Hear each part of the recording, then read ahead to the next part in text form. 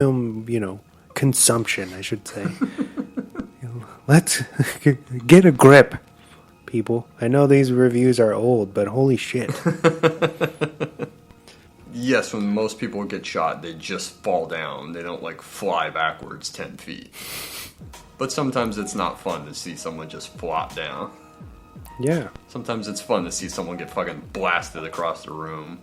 And then sometimes, on the opposite hand, it's cool to watch an ultra realistic movie. Yeah.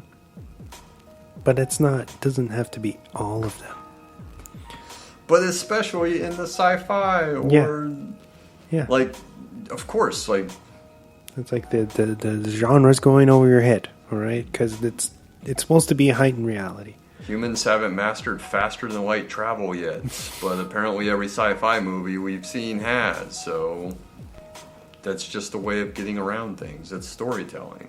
Cinefantastique, which sounds like a magazine that might be kind of cool to read. Dark City may not provide profound answers, but it deals seriously with a profound idea and does it in a way that is cathartic and even uplifting without being contrived or condescending. As a technical achievement, it is superb, and that technique is put in the service of telling a story that would be difficult to realize any other way. So they sound like they got it. Unlike some of these other jokers. If you haven't watched this yet and you're listening, hopefully you have. But go check it out. Specifically, the director's cut. Yes.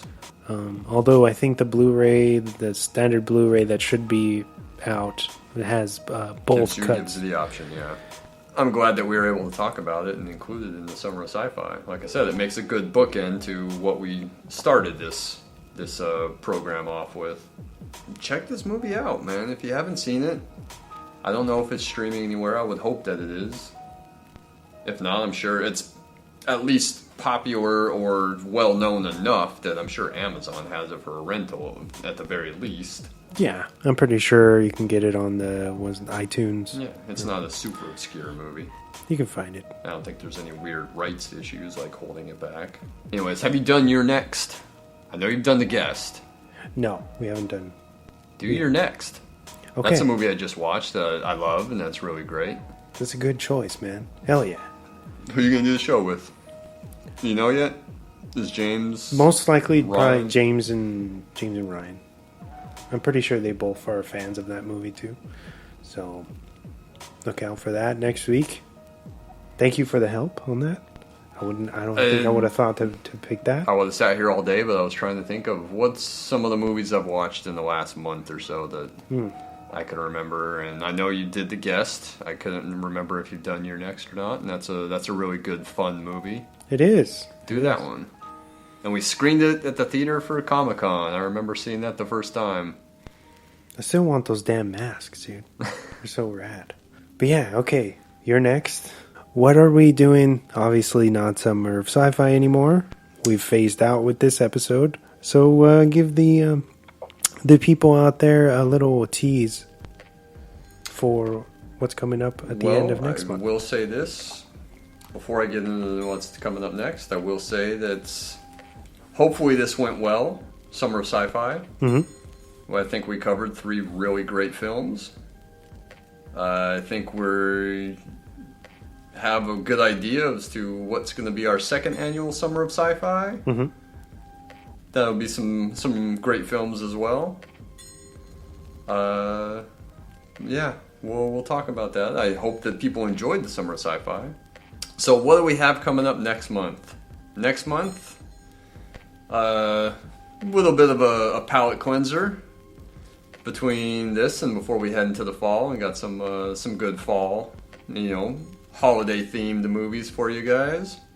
A couple of them at least. Mm-hmm. So we're gonna do a palate cleanser next month, and we're gonna do a comedy, a super underrated comedy in my opinion.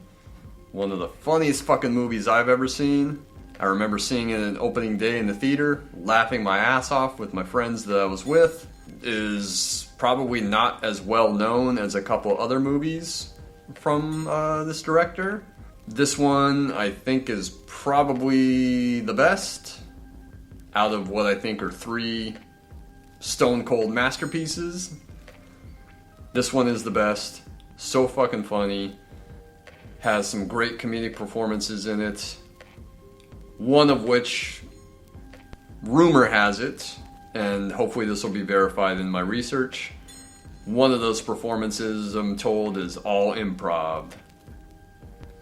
And it's fucking genius. I can't wait to talk about this movie. I'm hoping people have at least seen it and like it. But this, like, Get Shorty is another comedy where I'm like, you have to watch this movie. It's so funny. So many things are going right in this film. I hope that you'll enjoy it. And I hope that it's going to be a really fun rewatch. I don't know how often you watch this movie or if you've seen it often. I watch it all the time. Mm-hmm. It's so funny. So I'm excited to talk about that one. All right. So you just have to stay posted until we reveal that towards the end of September, right? Yep. If you're stumbling upon this podcast out of context, we operate out of San Diego, California, and we are available on a plethora of different platforms, whether it be Apple Podcasts, Stitcher, Spreaker, Sods, Luminary, you name it, we're on there. Check us out. Subscribe. Give us that 5-star rating. Nice little review if you have a couple extra seconds. We appreciate all the support from all the listeners, everybody on social media. Thank you for everything. Thank you for listening to this. Hopefully you got to the end. Go watch Dark City. I hope you got to the end. Yeah. And so this is Chris Pawlak and Wesley Swanson signing off, saying good fight and good night.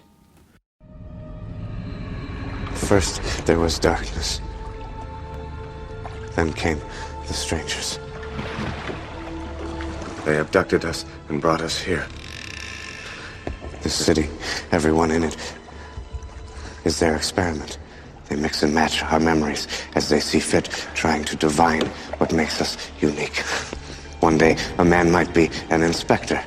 The next, someone entirely different. When they want to study a murderer, for instance, they simply imprint one of their citizens with a new personality. Arrange a family for him, friends, an entire history, even a lost wallet. Then they observe the results. Will a man, given the history of a killer, continue in that vein? Or are we, in fact, more than the mere sum of our memories? This business of you being a killer was an unhappy coincidence. You have had dozens of lives before now. You just happened to wake up while I was imprinting you with this one. Why are they doing all this? It is our capacity for individuality, our souls, that makes us different from them. They think they can find the human soul if they understand how our memories work. All they have are collective memories. They share one group mind. They're dying, you see. Their entire race is on the brink of extinction. They think we can save them. Where do I fit in? You are different, John. You resisted my attempt to imprint you.